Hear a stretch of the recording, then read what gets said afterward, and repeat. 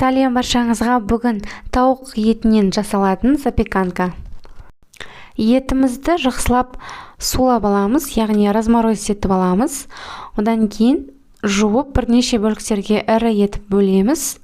Ет тартқыштан өткіземіз. Ет тартқыштан бірнеше бөліктерді өткізіп шығамыз.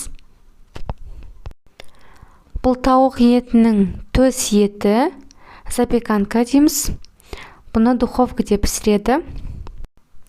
Жалпы құрамы бір кабачки қоссаңыз болады, егер үлкен кабачки болса, немесе кішкентай болса, 2 кабачкиді тоже турап, майдалап, осы ет тартқыштан өткіземіз. Достар, каналдың подписаться кнопкасын басып, комментарий, лайк басып кетсеңіздер, риза боламын. Және каналдың даму барысына үлес қосу мақсатында поделиться кнопкасын басып, WhatsApp чаттардан бөлсеңіз болады.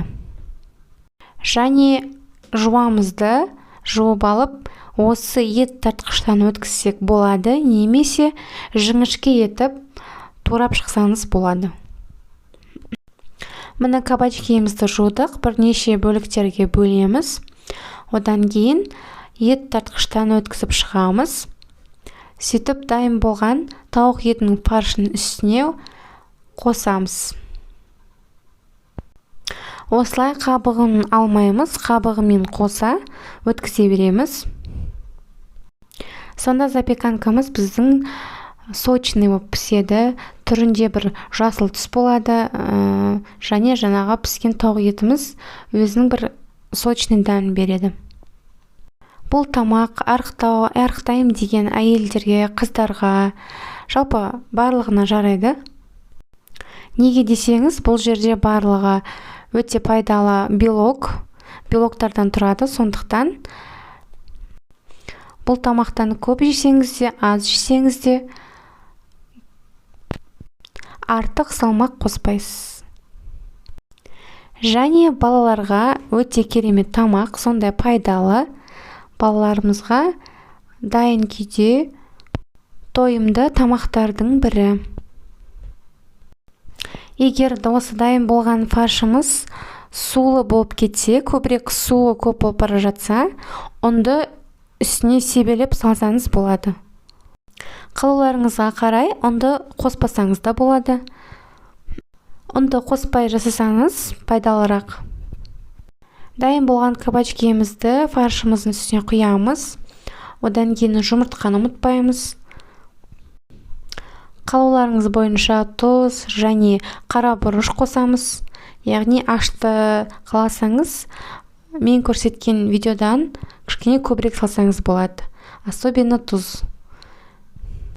Барлығын салып, себелеп, жақсылап араластырамыз. Араластырғанда кішкене езгілеп араластырамыз. Қарап отырсаңыз, қиындық жоқ, сондай оңай жасалатын тамақ. Барлық керекті ингредиенттерді осылай ет тартқыштан өткізесіз дағы, бір-бірімен араластырып, духовкаға сала саласыз. И вуаля, сізде 4-5 адамға дайын кешкі ас дайын болады.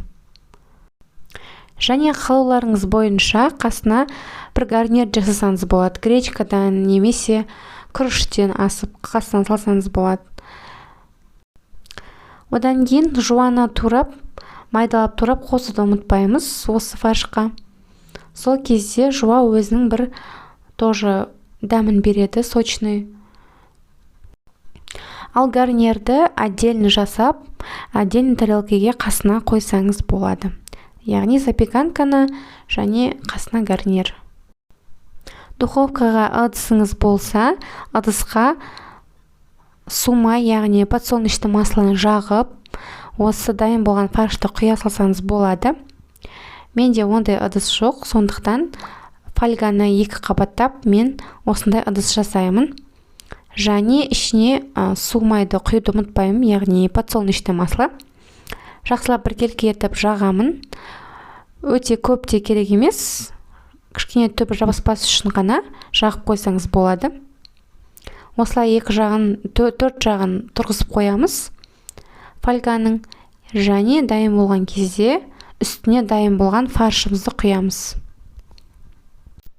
Жалпы пісу уақыты 180-190 градуста 30-35 минутта дайын болады. Яғни 35 минуттан кейін тіс тазалағышта салып тексеріп көрсеңіз болады. Яғни зубочистканы тығып көрсеңіз болады.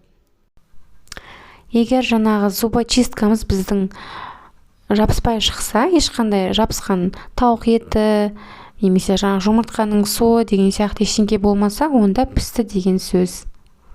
Ал егер жабысқақ тауық еті зубочисткада шықса, онда 1-2 минутқа тағы да духовкада ұстасаңыз болады. Осы YouTube каналыма кірсеңіз, неше түрлі тамақтардың рецепттері бар. Яғни неше түрлі меню, түскі ас, кешкі ас, таңғы ас. Кіріп қарап шықсаңыз болады. Сіздермен болған Смағұлова Еңлік. Астарыңыз дәмді болсын.